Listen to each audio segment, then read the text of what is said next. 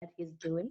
And tonight at the Pranic Festival, he's gonna share about his expertise, experience, and maybe motivation on why he's doing this, and also solutions for a time of change. Thank you, Adil, for being with us. An honor to be here, Christiana. Really, total blessing to be sharing this, sharing consciousness and space with um, so many venerable souls that are doing the work on the planet. It's a total honor. So we've been watching you for quite a while, rocking it on this planet. Like the amazing events that you're doing are uplifting the consciousness like through the roof. We've been watching the meditations on the April 4th, which I've been a part of, that has really enhanced like the Schumann resonance of the planet. And for those of you who don't know, the Schumann resonance is the core frequency of the center of the earth, or the main vibration of the earth, that was in the beginning when we first measured long ago. It was about 7 or 8 hertz. Then it moved somewhere between, even to 40 hertz. And with these meditations, if I'm correct, it reached over 70 hertz, right? I haven't done the research, but I like to know exactly what frequency range we moved into. But what I did, had an opportunity to talk with my colleagues and friends from the Heart Math Institute, Roland McCready and Roger Nilsson from the Global Consciousness Project, and they both have respective projects that have ultra-sensitive magnetometers on trees and at different locations around the world, studying the magnetic field and its relationship to heart rate variability. And then also these random number generators that at certain times go into order, measurable order beyond kind of, statistical or beyond chance. And they were, they both reported that there was a very significant recorded shift that happened on 0404, precisely the time that we meditated. So they're producing a report right now about that, which will go into greater detail about what actually transpired. And for those who are sensitive, we of course, perhaps felt something and contributed to something. And our consciousness is collectively aligned like a laser beam can do that. It can uh but it was interesting that it actually showed up on the scientific instrumentation, that it was sensitive enough to detect. They said a very, very significant shift, more than 9/11 actually. So happily interesting. happily even better than 9/11. And it's it's an amazing thing that we now can actually measure scientifically the effect of global gatherings and global meditation, and that actually proves and shows the global impact that we have with each and every action in our lives, and especially with the joint gatherings that we're doing. And that's an important information for people who maybe ask themselves, like, is this really working, like together and do something together and breathe together and focus on something together? Yes, it is. Now we're proving it, and that's the amazing work that you're doing. And of course the Heart Math Institute for bringing it into the scientific realm and proving it. um, Tell us a bit about yourself. I mean, how did you get to do this amazing stuff? What moved you into this specific action? And before we do that, just to remind the people on Facebook, just ask questions on Facebook if you will. And I've also sent you the link in WhatsApp for your page if you want to share it. And so people can ask in the comments everything you feel to ask Adil. But the first question is, what motivated you, and what is your life path so far that got you here? Well, before thank you for that, Christiana. Before I do that, would it be okay if I took just 2 seconds and made sure this was shared on Unify Absolutely. Network? Then we can have an engaged audience with them too. They can kind Yeah, of dive into this. Is it okay? yeah, I will just switch my video off for like yeah, 30 seconds, and I'm gonna absolutely. switch it right back on. Okay, but carry on. Give me 1 second. Then if you You're okay. for and then my In whole audience will get engaged. Two in the seconds. meantime, I'm going to tell them about the festival and what it is in case some people Okay. are joining. And do you think? Yeah.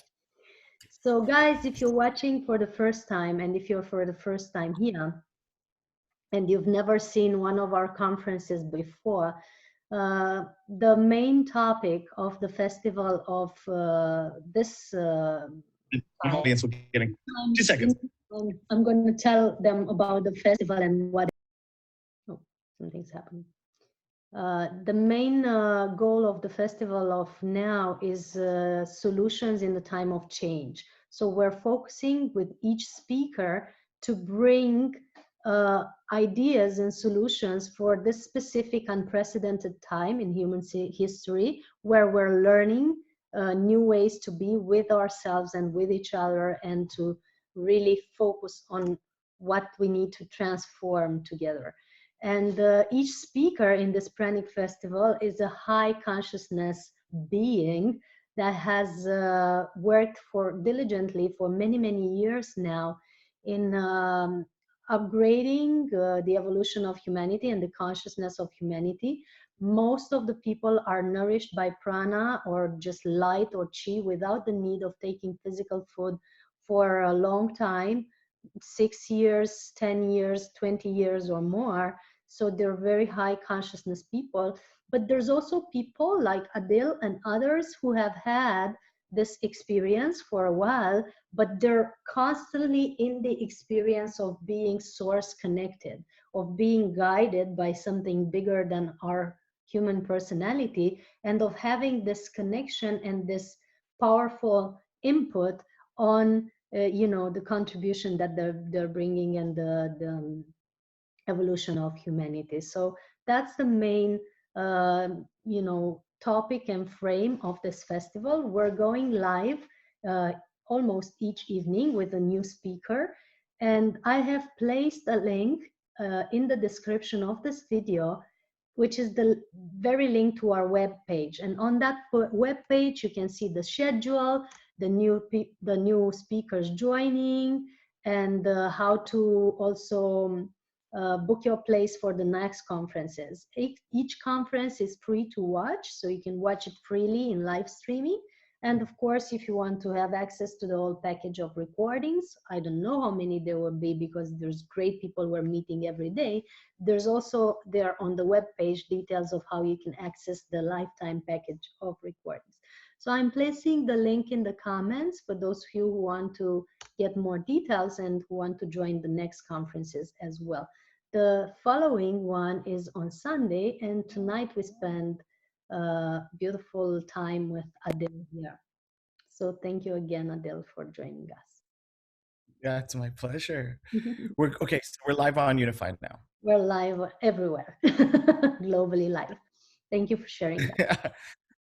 So back to our question, we were asking what brought you here into this project, and how was your life that so far that has brought you to the conclusion that I want to bring beauty to this world. I want to enhance the consciousness of humanity. I want to help people get together. How did you get to this? That's a good question. Probably like many people that are here right now listening,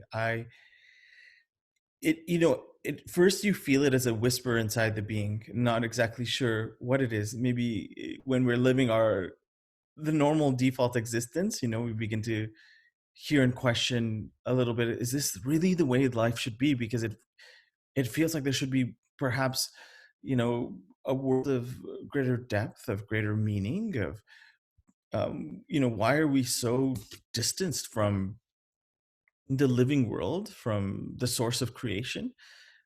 So I embarked on a very, I guess like a dedicated journey to uncover an understanding of why I'm actually just really here on the planet and what's actually really happening. And it led me on so many different trajectories, but it ultimately led me to study the work of many of the mystical lineages on the planet and sort of pattern recognize across them, and to understand like what, if I wasn't to adhere to one path, what seems true regarding all these paths, and what's the pinnacle of a human being can become.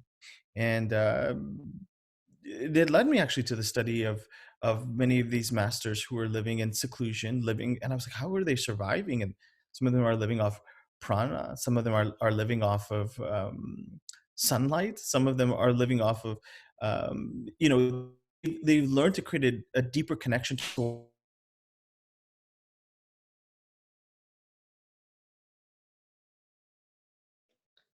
Speaking of connection, we're not hearing you anymore. I hope we're still connected. Some human beings, but are possible for all human beings. So I got very fascinated with this actually at a young age, and began to explore this, and then you know, was in seclusion in Canada for quite some time in meditation and exploration. And then it led me to India, and I ultimately was living in caves and where the Ganges starts, in a place called Gangotri. Mhm. And it was the first time in my life where I actually got a chance to tell my family and my friends and everybody goodbye. I probably will not see you again this lifetime, and it's been an honor to share this life with you. And I'm now going to embark on this part of this journey, and I don't know where it goes or how long I'll be gone for, but I can't guarantee you I would be interested in coming back. And I'm however certain that I must go on this part of the journey.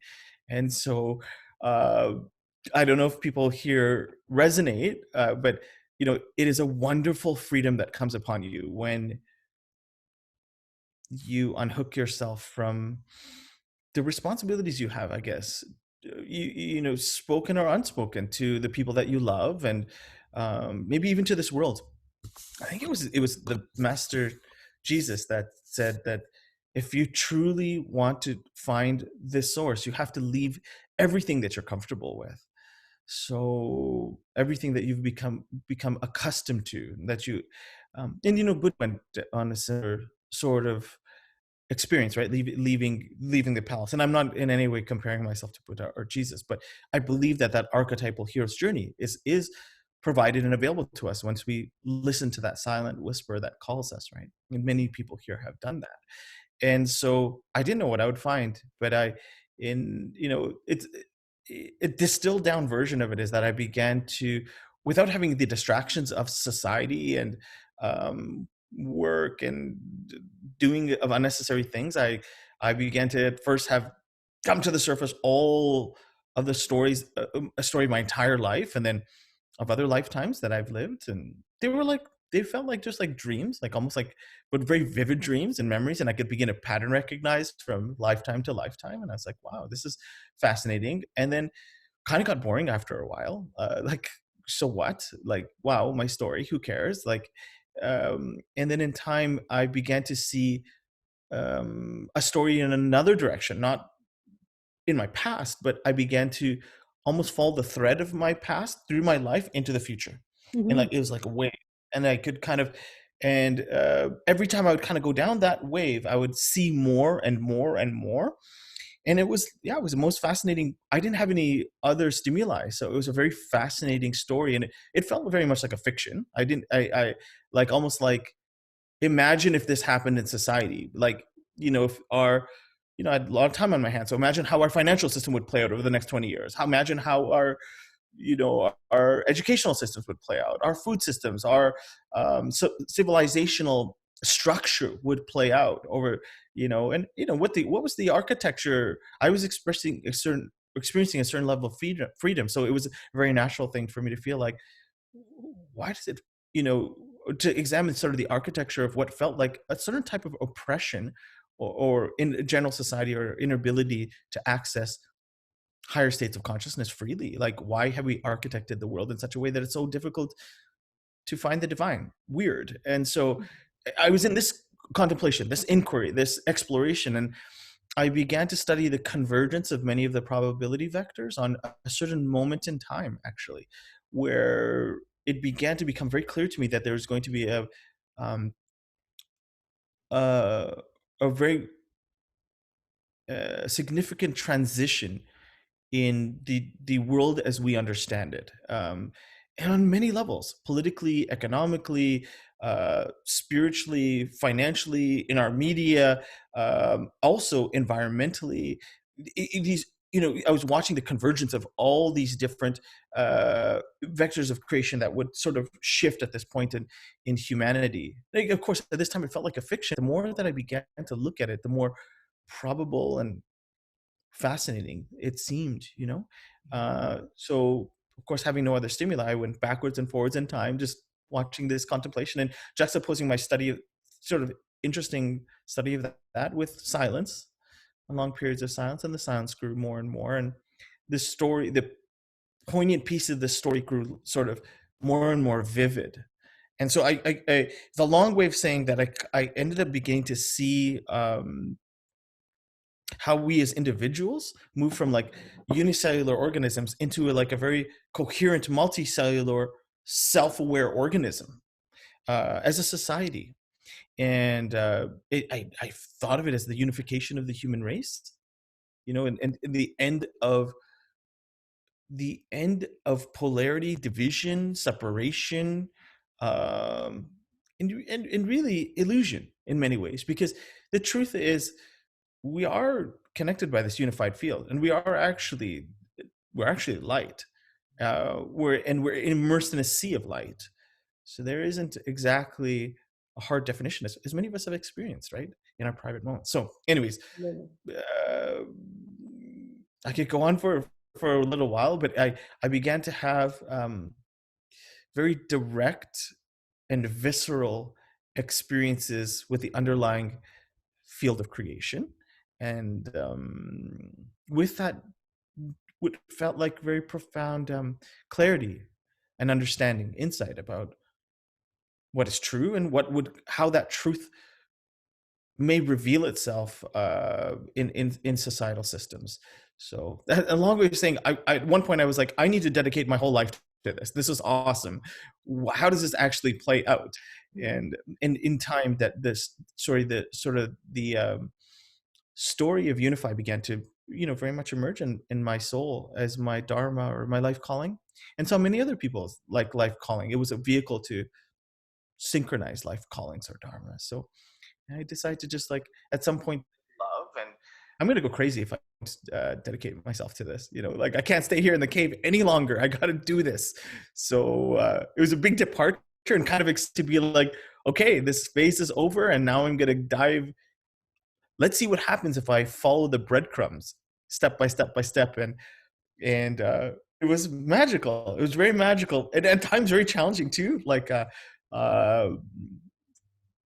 but always there was no, after kind of making contact with the thread of that narrative, I never really was scared again. I was like, well, who cares really? It's going to play out however it plays out. And I'm kind of excited to see how it all plays out. One second, my power here. And did it turn on? Oh yeah, there it goes.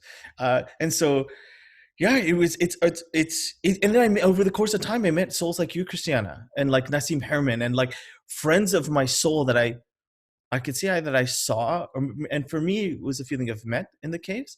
And I kept an eye on those souls. I'm like, I'm going to remember that person. I'm going to not forget that person.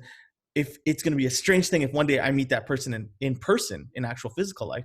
And in time I did. And so, and I realized in almost every single instance of meeting those people that we had shared the exact same vision or same understanding, or had like a complementary understanding of the shift that was happening in the human race. And we're carrying a particular piece of it, a very special piece of it, that the way I saw it is that as our pieces were brought together in this like magical puzzle, then the puzzle would unlock and reveal itself. So only certain parts of it we could see, but you really couldn't see most of it until, all the pieces came together. So I'm seeing that happen like very much this year. I've been seeing it over the last 8 years, but whoa, there's a big transition happening right now, like a big pattern interrupt, right?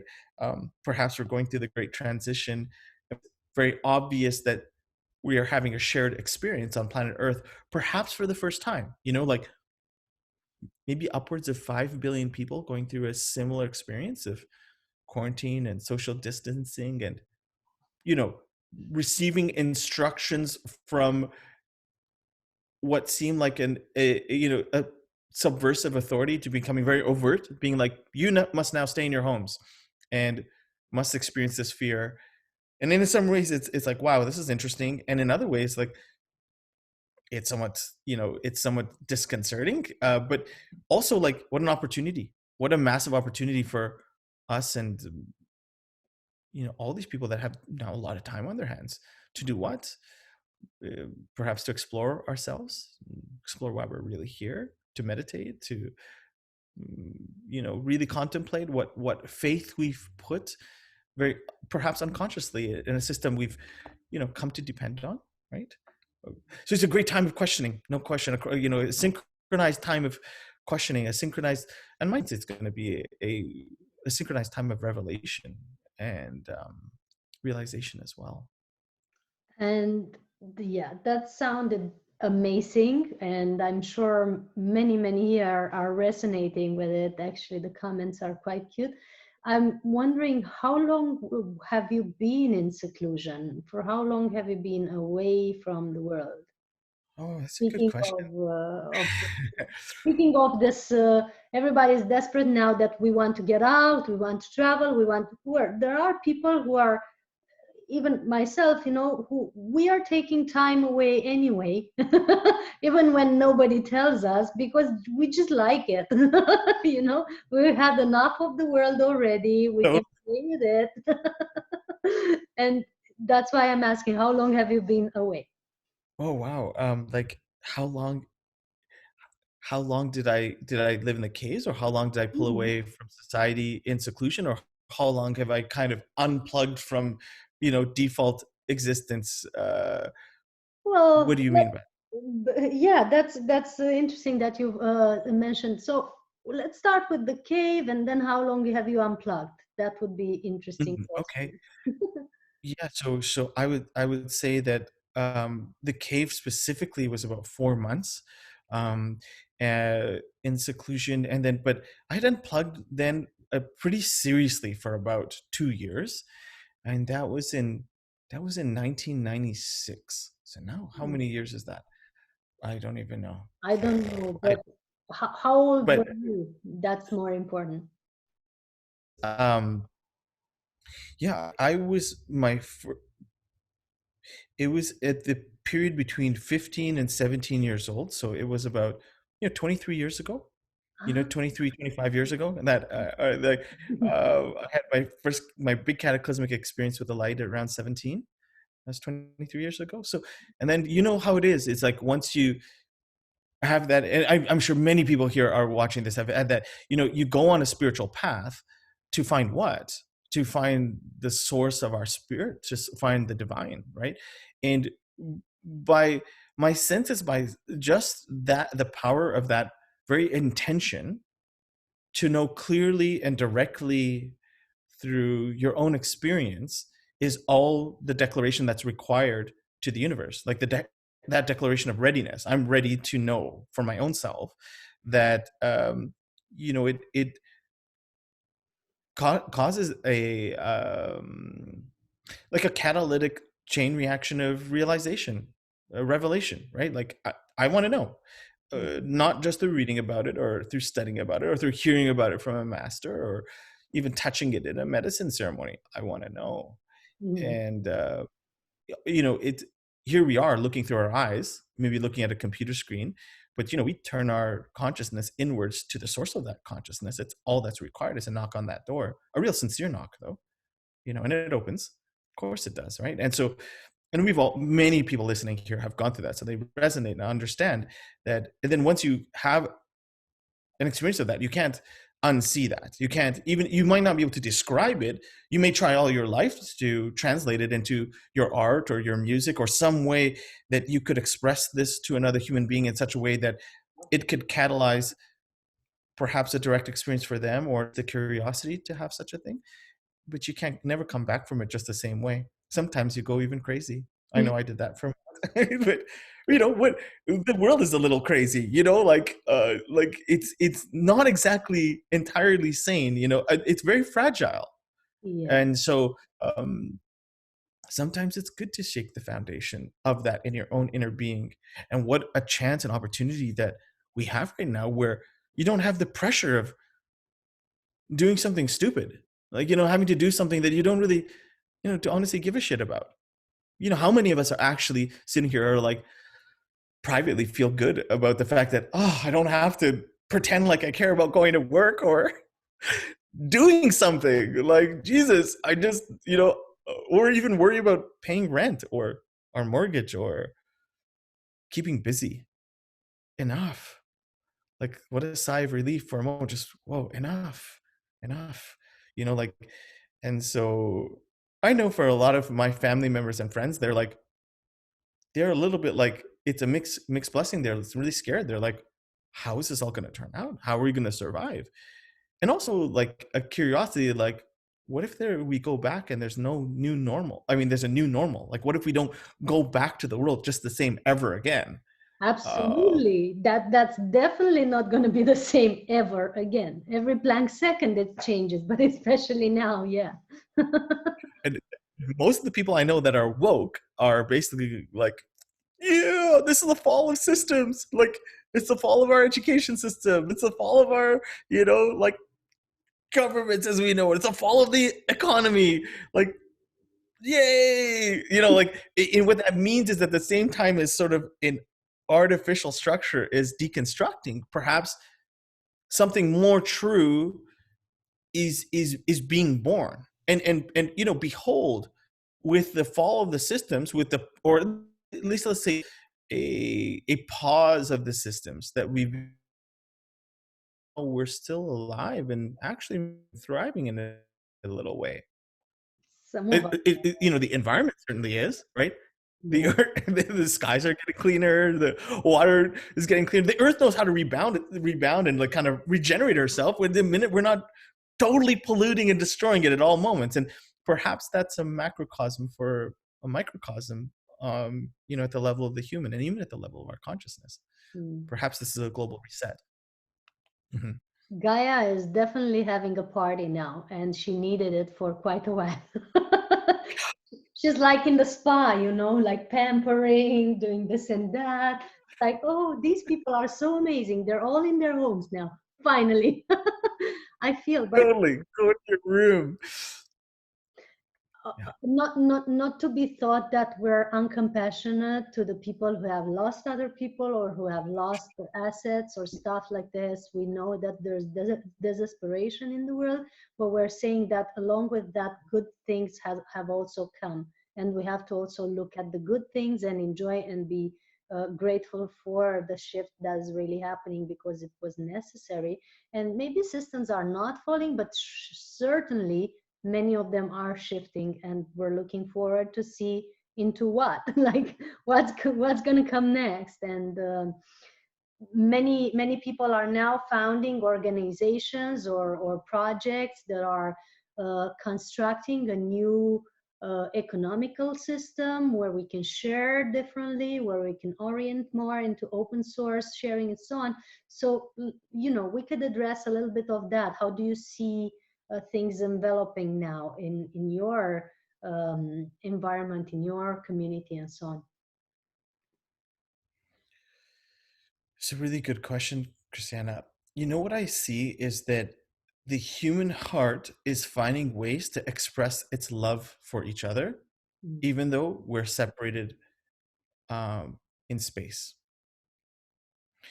In time, we're experiencing the same thing, but we're separated in space, i.e. we're distanced from each other. Okay. But these human expressions of unity are increasing rapidly. Like people's concern and tenderness for those that are alone right now.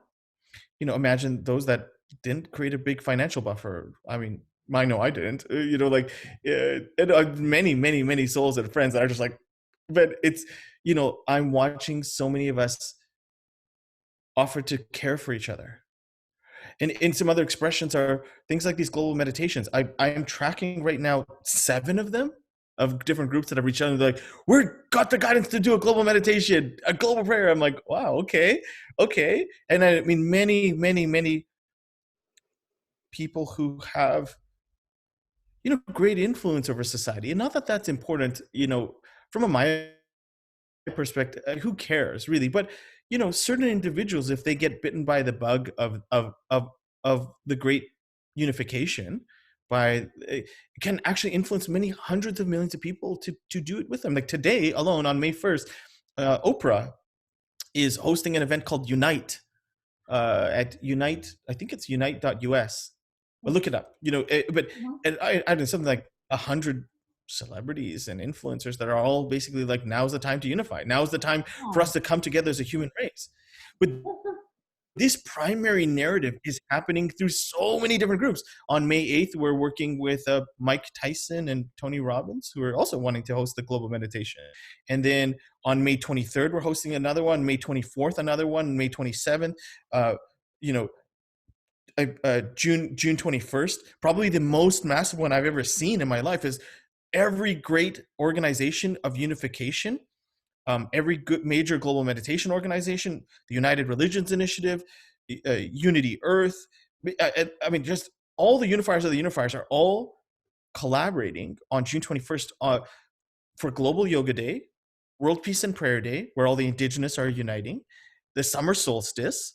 I predict very strongly that this summer solstice, this summer, is going to be one of the largest celebrations for the entire human race. I'd also like to let you know that we are part of the founding team of something called COVID. So there's, COVID-19 is, the most recognizable hashtag, I guess, name for fear on the planet, right? COVID, and it's shared. Well, we can Trojan horse a vehicle of light called COVID, like Live Aid or like Farm Aid, but COVID. I know, Happening on, and it's starting on June 21st, and we'll do it again on September 21st. But it will look like a global concert, but it's really, really what's Trojan horse inside of that is a massive event for the ascension of the human race, unequivocally. All the great meditation groups, all the great interfaith religious groups, all the great interspiritual religious groups, or interspiritual groups, all the meditation groups. So, for all those that are listening, like calling all light workers, calling all meditators, calling all yogis, calling all bodhisattvas, calling all beings that have incarnated for this particular time on planet Earth. If you need any more proof, let us know. But clearly we're going through a great transition. Now's the time to unify. And what do we mean by that is to bring our consciousnesses together, like each of our individual streams of light, into one coherent laser of light, and really shoot it into the heart of the divine, into the heart of the earth, into the heart of mankind simultaneously. And what happens with that? What could happen? We don't exactly know. It's never really happened at this level of coherence, this level of harmony, as far as we've ever seen on planet Earth. But in the world of polarity, as the dark gets darker, so the light gets lighter. It's our time.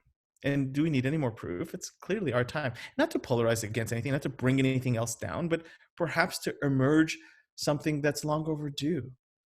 Yes. Maybe long overdue since 2012, long overdue.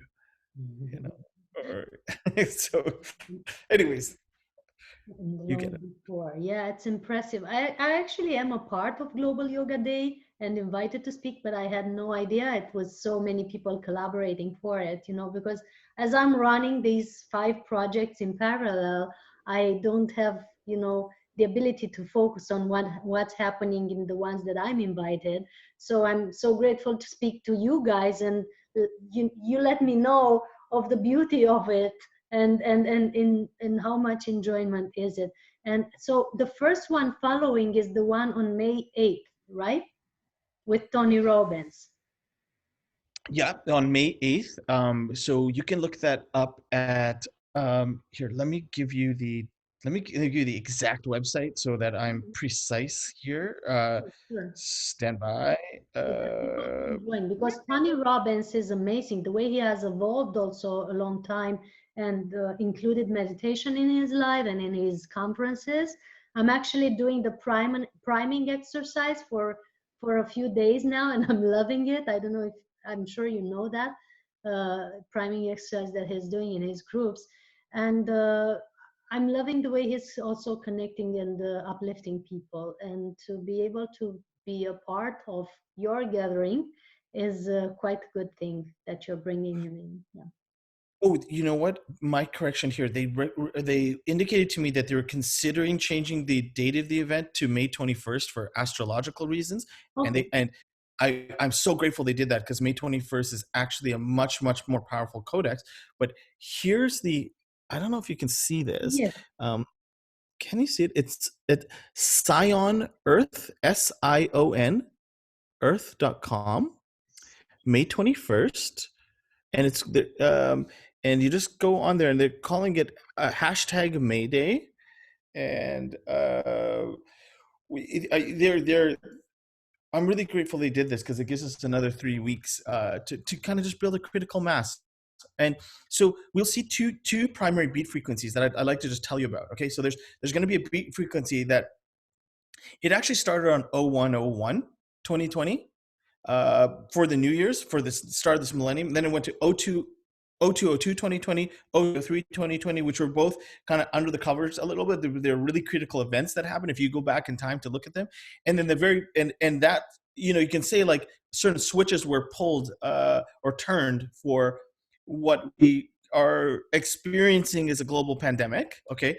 And a lot of it's orchestrated, like highly orchestrated, like on many dimensional levels. The virus itself is orchestrated. The response is orchestrated. And if you ever want to really look deep into the orchestration, just do a search on Event 201 that was held in November of 2019, just months before it officially all happened publicly, where they had a exercise. Bill Gates helped organize an exercise for a global pandemic called the coronavirus. You can just look it up. So but do a search on it. It's kind of interesting to see that, like, this is planned and thought through, and it's been thought. Somebody's thinking through this, and hats off, well done. Way to culture hack that. That's nice. And then the forces of light basically formally came together on the 444 portal, 02, 0404 2020. So 444, bam, harmonic convergence. All these different global meditation groups got the guidance from within, got the guidance from within, got the guidance from within. And we all showed up for that date at that time. And at Unify, we held a kind of a broadcast showing all different things that were happening, and then lining up to an astrological window at 7:45 p.m. PDT. If you want to go watch that history, you can just go to facebook.com/unify and go through the videos and look for the global meditation portals that were open on that day. It was awesome. The energy was awesome. And there's so many different contributors from different systems of light, different lineages that got the calling and came together on that day. And for all of you that were participating, that were there, thank you so much with all my heart. Like, thank you so much, like, for showing up and contributing your light and your consciousness, for hearing the call and responding to that call, for putting aside all other distractions to focus on why we came here to the planet, really. I honor you. I honor each of you. And I know that there's a very strong contingent of the 144,000 bodhisattvas here on this call actually right now, a very strong contingent of those that have actually moved into ascension, that have actually are living off of light, that are aware that they are a very sacred contingent of Homo Luminous. And it went upon that broadcast. If you go there, you'll actually see that an individual named Carlos Diaz and Drenvalo Melchizedek basically basically revealed their direct interactions with ascended light beings. Yes. Hold on. And they've been having interactions for upwards of 30 years, documented photos, video of these beings and of the craft. And so Carlos Diaz went public. He was instructed to go public. So hats off to you, Homo Luminous. Deep honor and respect for what you've chosen, what you're doing, how you're choosing to live. And, you're breaking a very, very powerful paradigm, which is dependence on the illusion of the necessity of food, and that entire system. We are light, we're made of light, and we can access light at any moment we want, even right now, whether the inner light through the meditation or the outer light through the sun or both. We are free and liberated from the constraints of survival, even though we've been told a story of if we don't eat, well, we die. And that's not true. So consider what you together here listening represent as a contingent for the human race. As this becomes widely available and public knowledge that human beings exist that have not eaten food or even had water for many, many years, that's a very big paradigm shifter for many, because to many people that's not even possible. So the journey that you've been on to get to a place of even allowing yourself to experiment with that, what a deep, profound respect we should all have for you. And I just want to express my deepest love to you for what you've chosen, and most importantly, the vibration you're carrying, the reality that and when two or more are gathered with that understanding, well, think about the possibilities that exist for the whole human race, given that we're one. I mean, it's not trivial at all. So I feel very, very honored to be here with you and with in the company of these souls carrying this vibration. And even for this moment, if we could just for a millisecond share consciousness, share our unity of and accept enlightenment for the benefit of all beings, accept your state of illumination for the benefit of all beings. Even the great masters had to do that. They had to accept it at some point. The Jesus and Buddhas and Krishnas and Mahavatar Babajis and Paramahansa Yoganandas and of the world had to do that as well. They had to accept the truth of their being, even if they didn't actually have to physically declare it. So I honor you for the profound work you have done in this lifetime and many lifetimes to come to a place of realizing who you are, and for that, making that possibility so accessible for other human beings. Not trivial at all. Thank you. Thank you for your service at this time. And may we be about our mother, father's business in this special time we incarnated for. What a blessing to be together. So I think one of the most important things we can do is to unite our consciousnesses synchronized in time. Imagine what would happen for the planet if 1 billion of us actually entered enlightenment simultaneously. Perhaps we need to organize a global synchronized orgasm. Or I'm just joking. I'm totally up to that. Let's just start it. I mean, whenever you want, I'm game for it. Let's just do it. You're calling it global synchronized meditation, but us entering enlightenment simultaneously. That's actually the imagine a small contingent of people did that.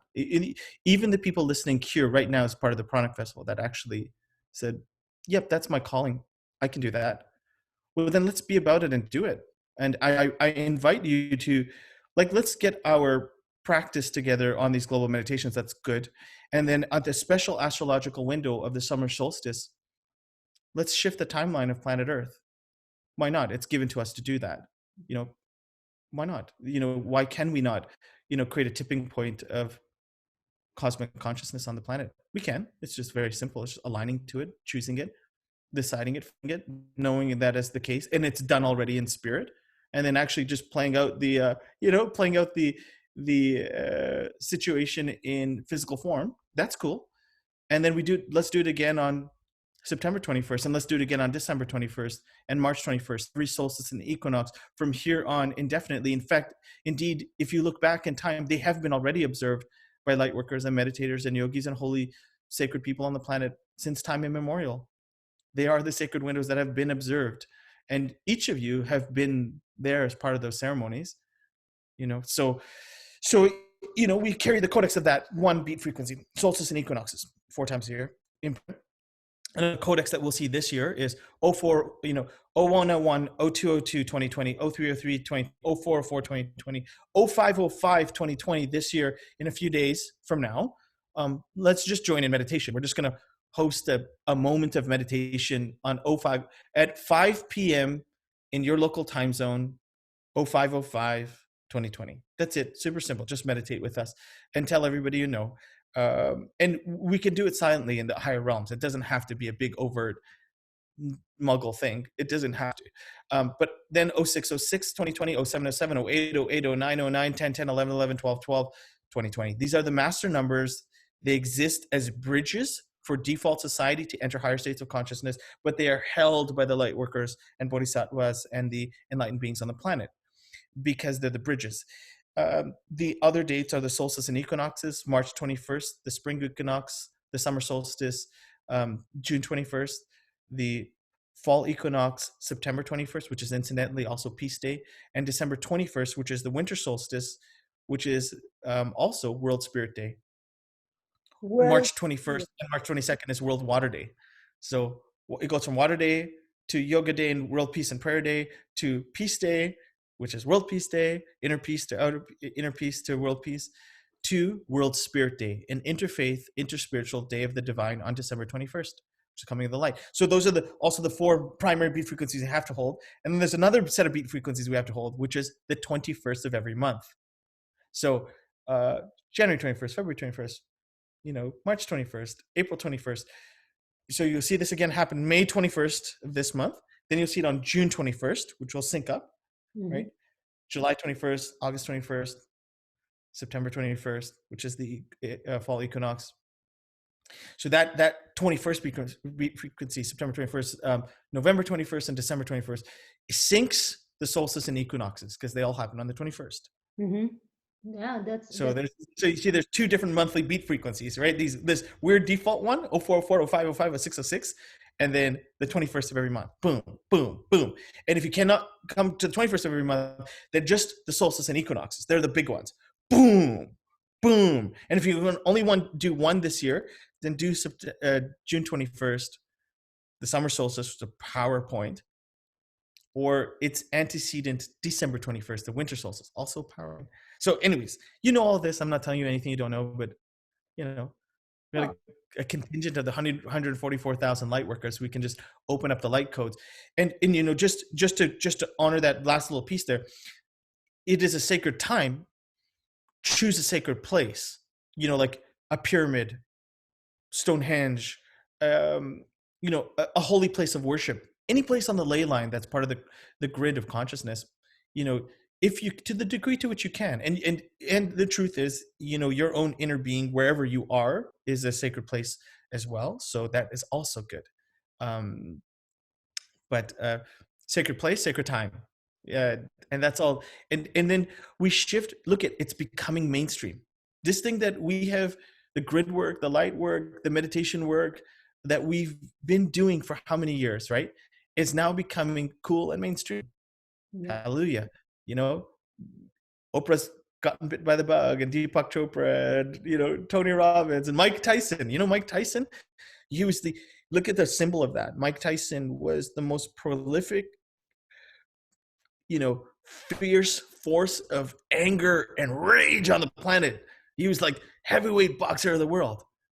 And, and people reveled in watching him crush an opponent. They reveled in the darkness of watching him destroy another human. How barbaric. No, but we all kind of were like, whoa, it's kind of interesting to watch. Well, he had an experience with 5-MeO DMT, toad medicine, and was taking it directly into God consciousness and switched his whole consciousness, boop, reset it.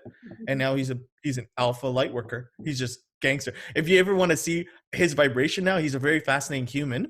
He, on June 21st of last year, we had a global Om. It's at facebook.com/unify.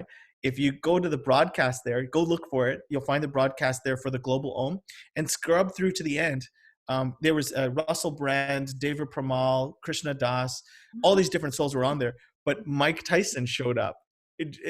Tony Robbins is on there too. But Mike Tyson showed up, and we're like, whoa, okay.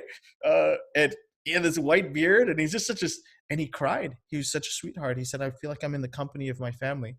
So you just understand the frequency of that. One of the souls on this planet that's the most identified soul to catalyze rage and anger and separation, right? Like heavyweight boxing, beat the shit out of someone, has switched over into the light full force. Now look at the range of all the other souls on the planet. Maybe perhaps even some of the souls that are in the family of the Cabal that have grown up in who knows what, right? Can't even speculate. They're all waking up too. All of them. It's speculated, right, according to some measure, that there's 4.5 billion souls that are awake on planet Earth. That are awake. I mean, who knows what that definition of awake is, but perhaps not asleep, whatever that means. And we just recently shifted a codex that I really entreat you to look at. It was about 2 weeks ago. If you go, and it's a default, if you go to worldometers, if you go to look at the worldometers, we moved over to our world population going to 7,777,000,000. 777,777,777, and it was a prophesized angel number that when the human race enters 7.77777, we move into an angelic race. And that just happened. Like, it just happened. So as much as it sounds crazy, and we're seeing all these expressions of, like, who knows, like, of an engineered virus, who knows what the numbers are and who's orchestrating what, and the conflation with 5G and frequency, and the conflation with force, driving towards forced vaccinations, and where is all this going? And for those of us that are awake, that are not asleep, we're looking, going, wow, this doesn't bode so well. But we're not asleep. We're not. Don't think we're just watching TV and being like, oh, clearly this is what's happening. No, there's a deeper agenda. There's a deeper story. No big deal. And at the same time, the light is prevailing in a very profound way. It also, do you know that this is a time where, first time in human history, we're in a global ceasefire. People are killing each other during ISIS and military and stuff. They all stopped. Yeah. We're in the midst of a global ceasefire at this moment. There is no war because they're afraid of infecting each other with coronavirus. So they're like, well, let's stop killing each other with guns then. Yes. And that's even more dangerous, I would say, but that's another, side of the story. Interesting, huh? Like, I'm not saying, please really, for all of you that are listening, please don't, anything I'm saying with any sort of conclusion.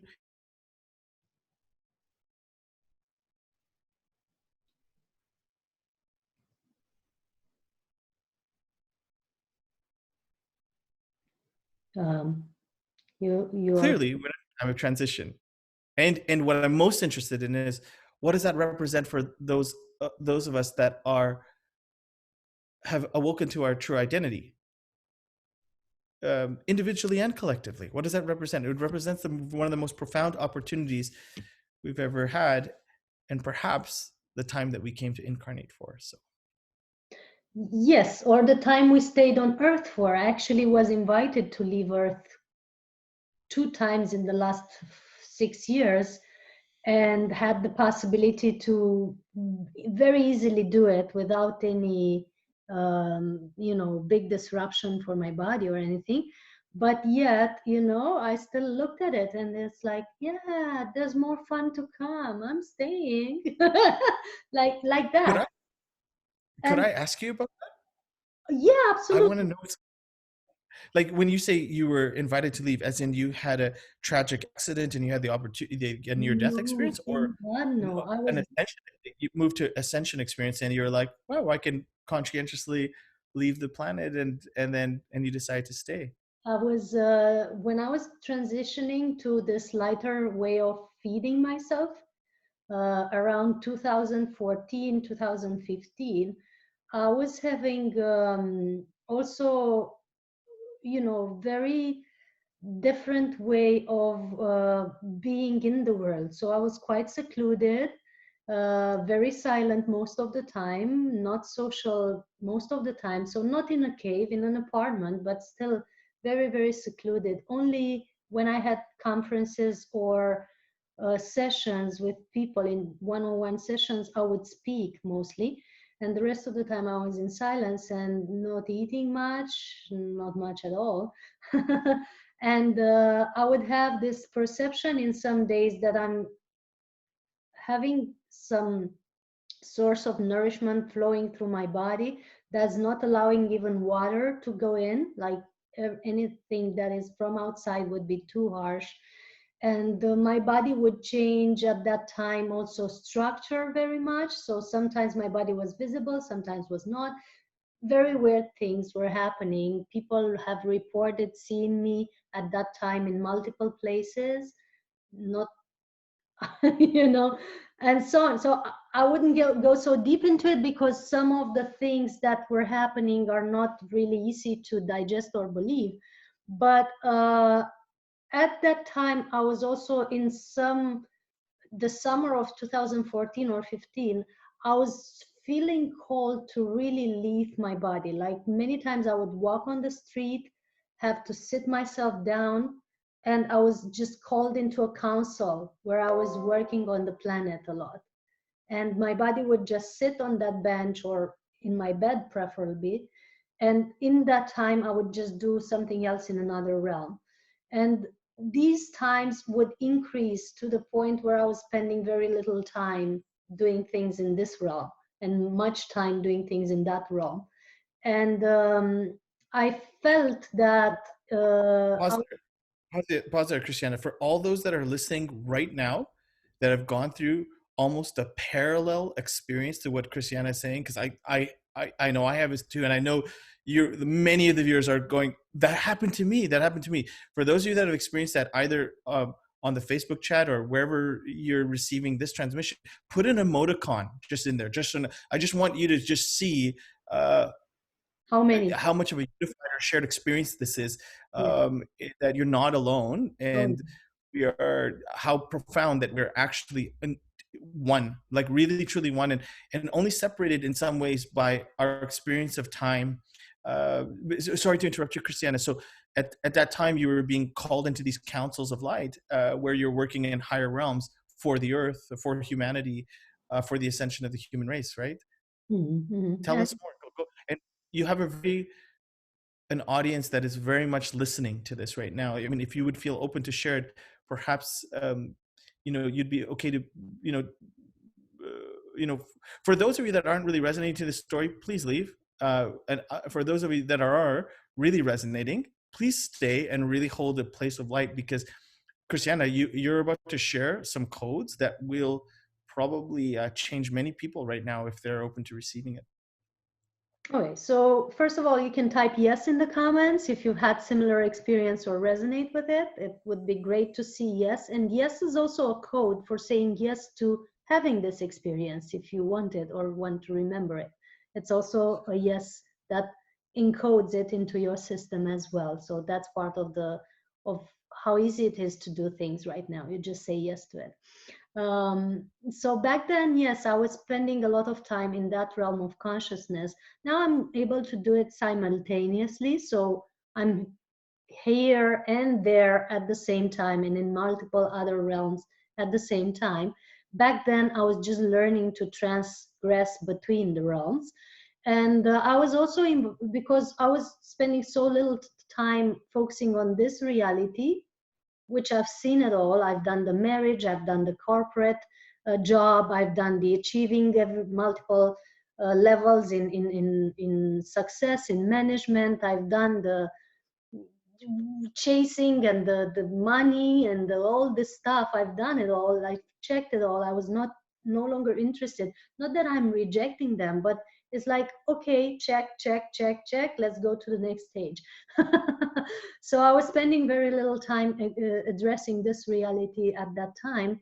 And also I was finding difficulty. So I was asking my friends who are seers, why is my body almost, disengaging from the ground all the time, like lifting up all the time and so on. And there was many answered that you are ready to go if you want to. And I was also getting the same message. If you want to, at any time, the gates are open to you. You don't have to stay here if you don't want to. It's just you've taken on too much work. You've done it. You can move on. And so there was no big accident. Actually, it was very simple. It was a one time when I did a health check on me, and I was just either moving into having powerful imbalance or my system, or healing completely. That was the I had to decide which one do I want to manifest, and it was clear to me that is my decision. So if I manifested the other one, I would just bye bye. If I manifested this, I would sit on the actually on near a park, and I would look at humanity in taking that decision, and I would just love it all. Like I had the feeling of how much love people share with each other when they have a child, or when they make love, or the beauty of the sunsets, or the beauty of the nature, and the harmony of how they, some of them treat the pets even, and the love they share with, some of them shared with their families, and all the love that there still is in the world, in the human form of it, but it's still here, and it's making this world beautiful and livable. That's what draws me in still, and I said, okay, I'm going to stay. so so that was it in 2014 or 15. And in December also, in December, it was another stage where I was starting, my body was starting to feel the things that are coming, that are manifesting now. And it was starting to contract in certain areas. There was pain, there was a lot of not ease in me, because I was anticipating all at the physical level. And at some point I said, I'm just bored of it all. I'm just bored of what's coming. People are going to have serious difficulties, and I'm feeling it all the way through my body, and I would have days, really really harsh days, in that. And I was told, you don't have to stay here. It's up to you. I mean, you can, whatever, you're free if you want to. And again, I was disengaged, like flying up from my body many many times. And again, I really had to look at what would keep me here if I would stay. I said, I've done all the openings for the portals of ascensions. I've contributed to opening the new gates with the festivals and all the projects. I've written the things that I knew in my 5 books. I've created new projects that are able to keep going if I'm not here. What would keep me here? I've done my job. And the next stage that is for me interesting and fun is shared love, and opening to new levels of Tantra for humanity. So that's my new project. Yeah. So I stayed, but I'm not hearing you. Oh, sorry. I was saying, can you tell There us you more are. about the new levels of Tantra for humanity? Like, can you define? So Tantra is perceived as sex for many, and it's a lot of misconception on that. Even sex is very much misconceived to its core, what it is and what it's meant to. So I wouldn't go too deep into that. I have a class soon, probably on Tuesday, on that.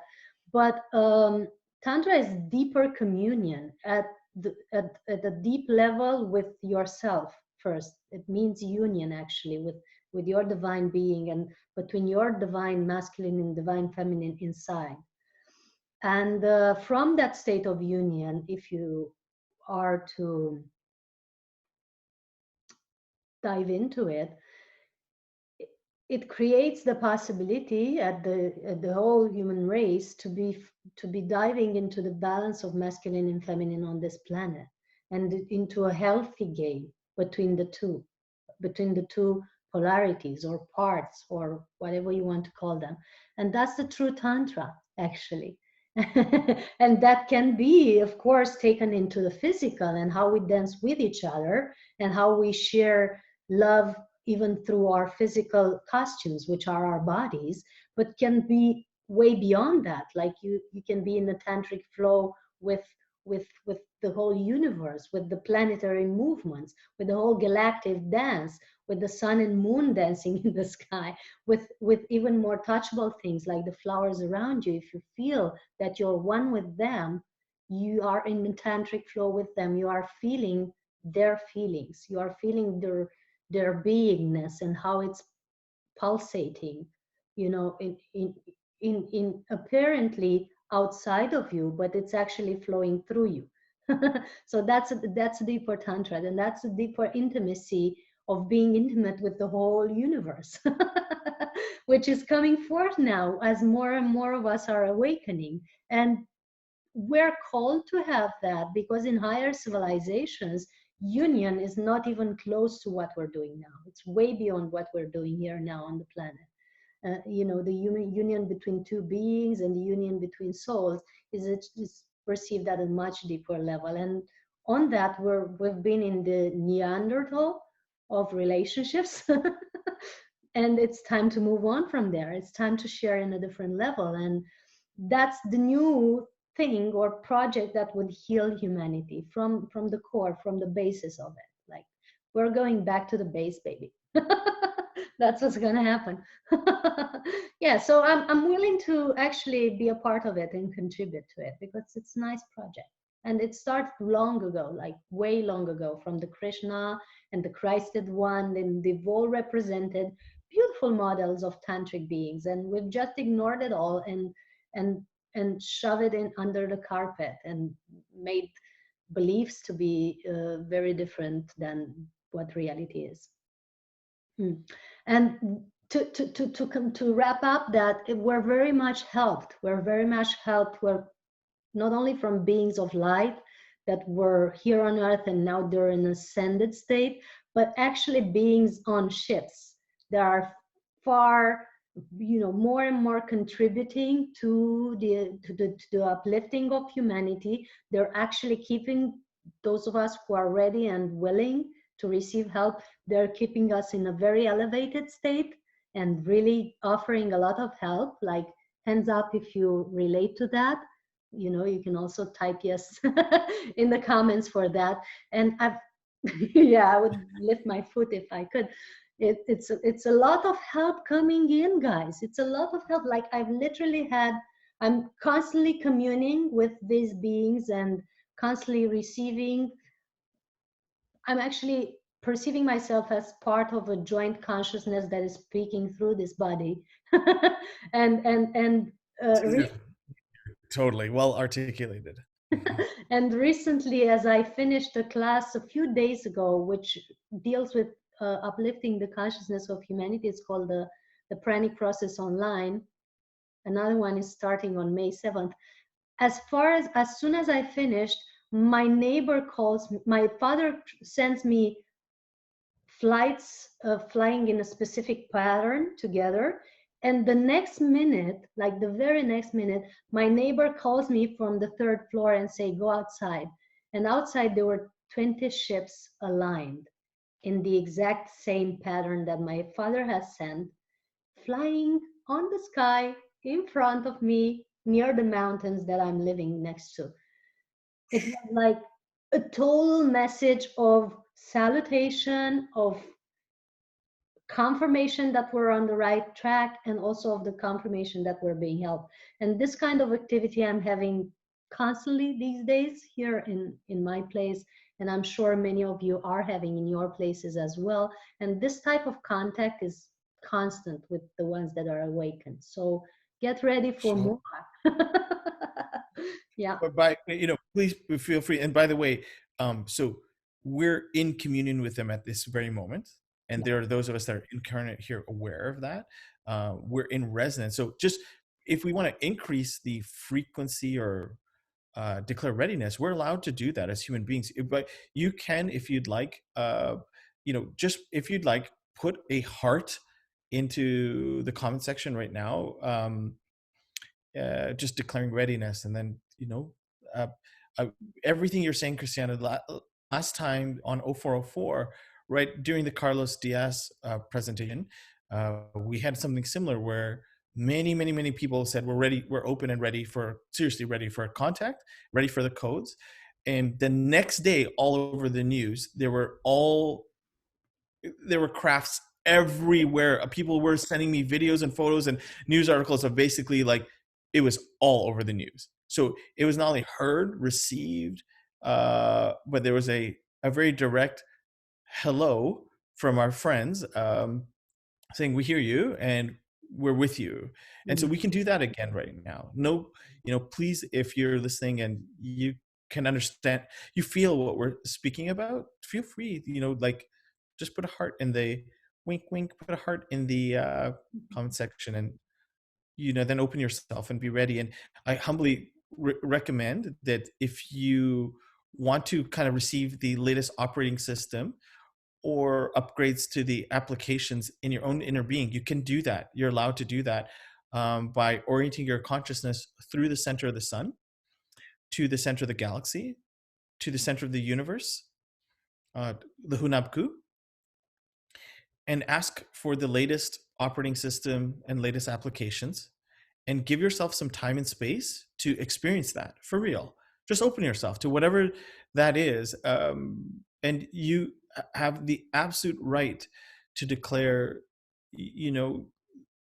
a clean connection with God, with the source of creation, to be completely and totally protected, and for you to receive all the codes of ascension. You already are. We already are. But the part of our mind that is upholds the separation matrix is our ego, or our conscious mind. So declaring it from our conscious mind and receiving it at the realm of our conscious mind is a very cathartic and awesome experience. It's happening anyways, but it's like, it's like proof, revelation inside the being. And it's like, oh, the being snaps to grid. And the more of us that do that conscientiously, and especially together simultaneously, the consciousness of the planet shifts. And that's why we came here. It's for that joy, right? And like, what, as a civilization, what do we create when there's a whole bunch of us that are just straight awake on the planet? Luminous beings, Christ walking around. Probably less child rituals, probably less pedophilia. I don't know, probably less crazy, but and probably a lot more joy, lot more love, a lot more magic and beauty. Yes. Fun. And what we're called to actually look at is that what draws in this type of contact and this type of help is actually the frequency of love that we're emanating. Like Adil was saying, the heart is the symbol of love. I'm just gonna place one, to start this. Like, yeah. I'm gonna do it too. I'm sorry. I'm gonna heart near to you. And ready. The frequency of love is calling in the contact and the help that you are needing. And that's what magnetizes more and more light beings, more and more evolved, advanced civilizations into our system, into our planetary realm. And direct contact is also possible for two reasons. First of all, we have to move out of fear to be able to welcome them, because nobody wants to come forth if you're afraid of him.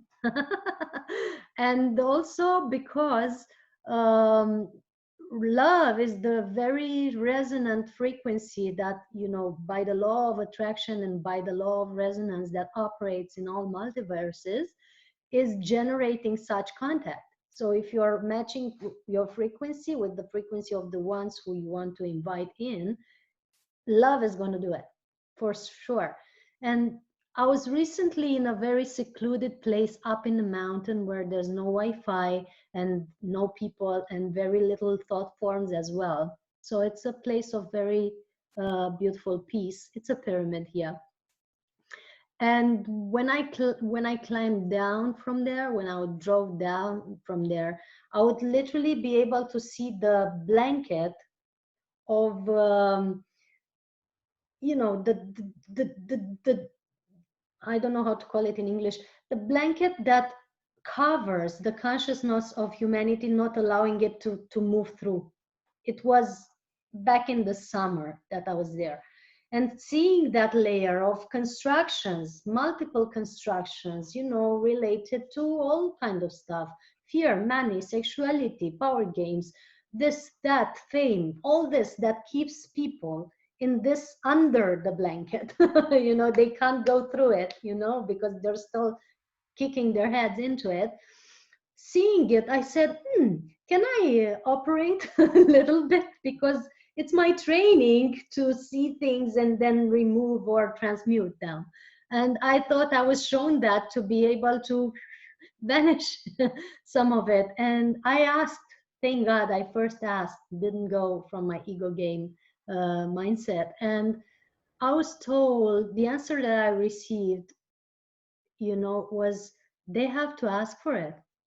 They have to want this. Like, who's they? Oh, humanity. It's a joint construction. It has built together, and together it has to be dissolved. It's not just one. Otherwise, Jesus would have done it in a split second, or Buddha, or some ET pressing a button, or some light being just beaming something from her heart. No, they have to ask for it, I was told, and just wait and be patient. And I was like, okay. But now we have asked for it. That's the good stuff. All this so-called crisis, all this so-called craziness has led us into massive joint gatherings. Thanks you, Adil, for this. That people have finally together have asked for it to be dissolved, and wait and see what's coming. That's my joy. This is the great year of revelation. Like, 2020 has to do with clear vision. May the divine clear vision of the entire possibility of the perfected human race, may the divine clear vision of Homo Luminous be so readily available for all souls that are that choose it at this time. And may the heaven on earth that we came here to participate in, that we already live in and that we see, when we look through the eyes of our love like that in nature, in that moment, it is a heaven on earth for us. In fact, it is that moment all the time if we're willing to see it, despite the confusion and distortion that the collective ego can create. Despite the clouds, the sun is still there, beaming. So we give thanks for that. We really give thanks. Thank you, Christiana. I really thank you so much for the soul work that you've been doing, known and unknown, on every level, dimension, and plane of reality. Your humble dedication, the profound choices you've made in your own being, the service you've done for the human race, the books that you've written, the events that you've started, the portals that you've created and contribute to and unify with. Thank you so much for the divine work that you and all the souls that are one with you, that are resonant with you, are participating in, the collective awareness that is participating here at this very moment. Thank you so much. Thank you with all my heart.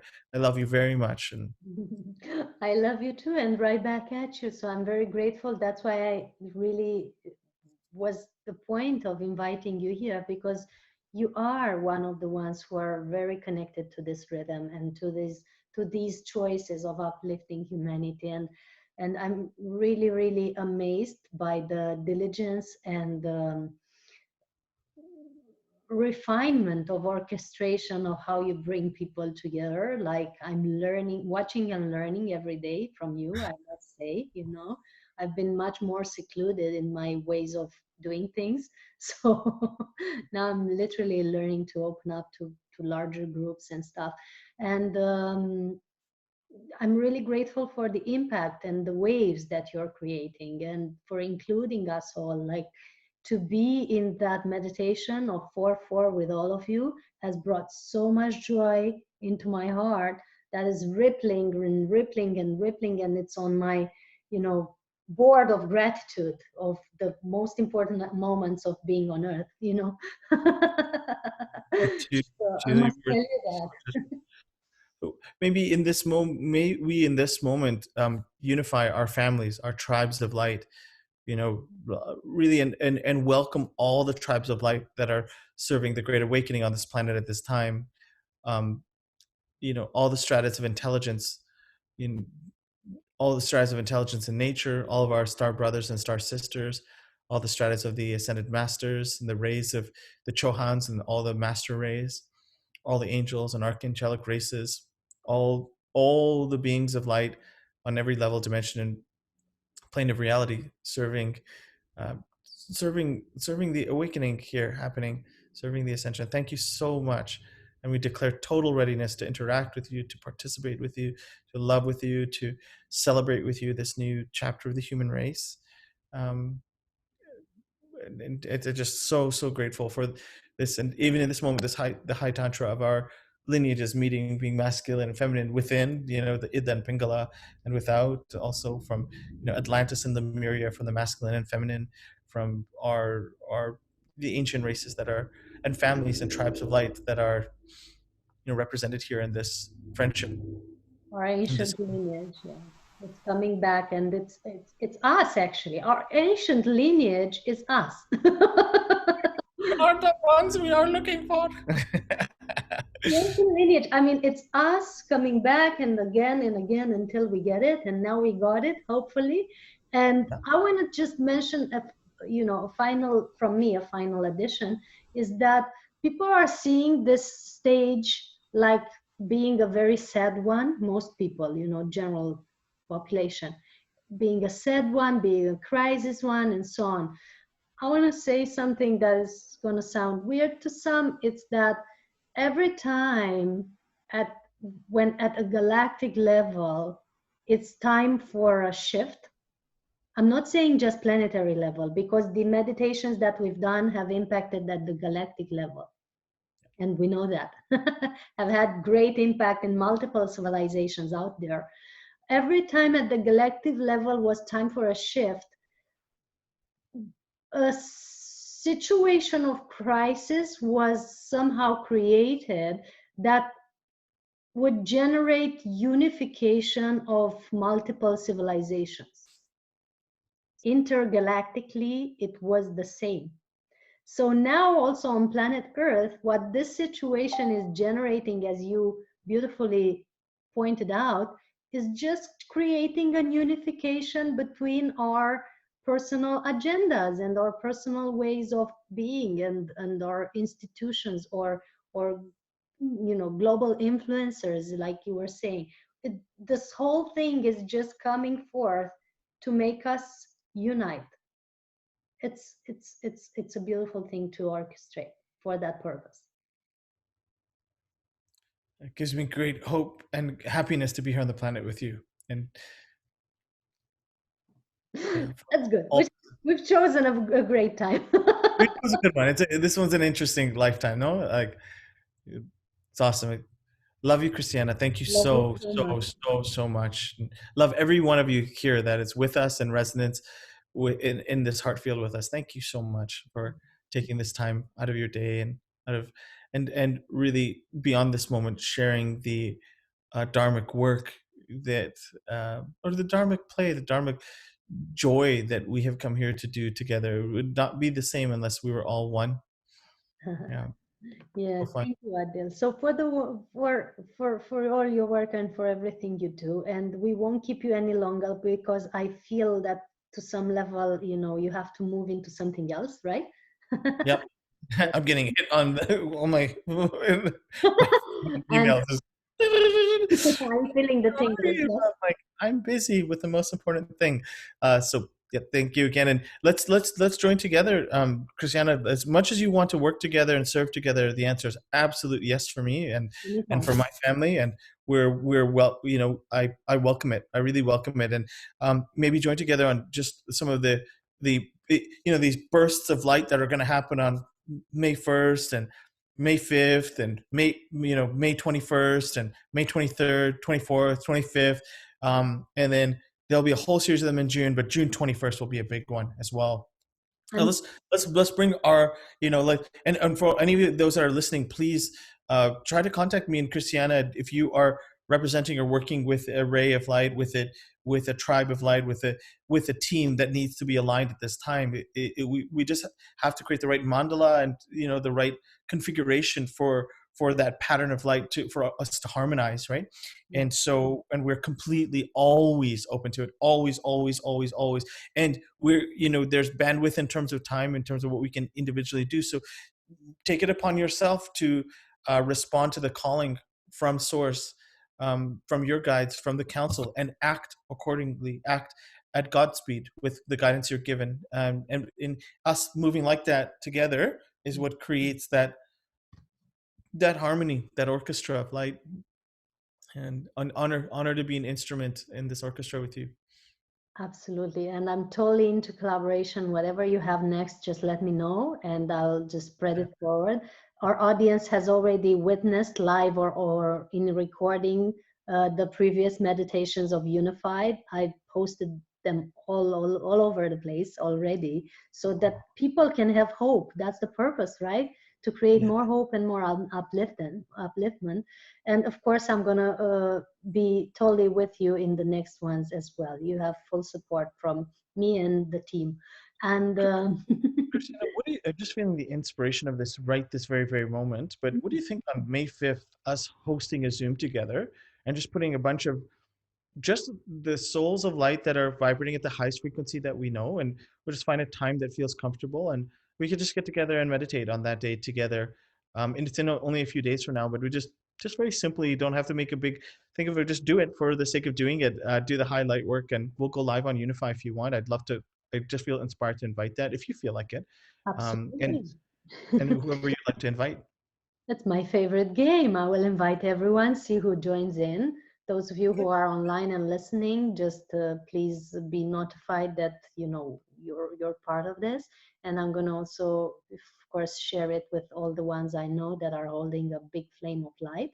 So May 5th, I'm totally with you. Absolutely. Okay, cool. I'll do the same. I'm gonna reach out to those that are holding a big flame of light. Together, we'll just draw a small group together that we can synchronize, and or however large that group wants to be, and synchronize together in meditation and sharing consciousness on May 5th. So at some point, is there a time that what feels what time is 5 p.m. PDT in your time zone? Well, let me check. Let me check, because me with time is a very interesting story. I have to, you know how it is. So I have to always check online and double check and triple check to not mess it up. Me too. Me too. I'm the worst with it. 5 p.m. PDT to Bucharest, you say? Yeah, sure. Okay, right away. Where? 5 could be good. I mean, let's see, PDT. Or perhaps 5:55. Even better. Well, it's 3 a.m. in Bucharest. Well, that's I mean, maybe we can come up with a different time. Even so, perhaps we can come back with a time. Yes. Let's do that. Or we do it in waves, like do it in one wave at 5 p.m. and then do it another wave at 5 p.m. your time. Oh yeah, we could do that. And my 5 p.m. is, I guess, around your night time or so. Or we can actually in energy work now, you can, and you know that you can just put it in no time, like put it in a constant. It's constant, whatever hour people tune into, they still get the energy or the frequency of the set time that we've decided it to be. Awesome. I don't know if that made sense. Okay, well, let's after this call, look out for a call with me, and we will synchronize what feels most appropriate. But save the date, May 5th, and we were not going to do anything, but I just feel that the calling and the codex of holding that portal, and just the intention was to hold the highest portal available, and do practice some high white magic together, some light work and love. That's going to be awesome. I'm already buzzing from it, and you're all invited to be a part of this. And so we keep in touch now after ending this meeting to set the details, right? Sounds great.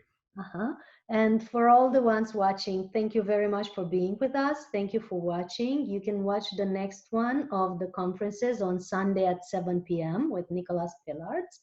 And on May 7th, we're starting a new pranic process of 8 days of detox, meditation, and deep diving within ourselves together for 1 hour each day. So those of you who want to join that, you have all the links in the comments. So for the Pranic Festival, the whole thing, and for the Pranic process online on next Thursday. Blessings to all. See you next time, whenever that is. And thank you very much, Adil. May your soul be blessed in all timeline, space, and dimensions. Oh, Thank thank you you. for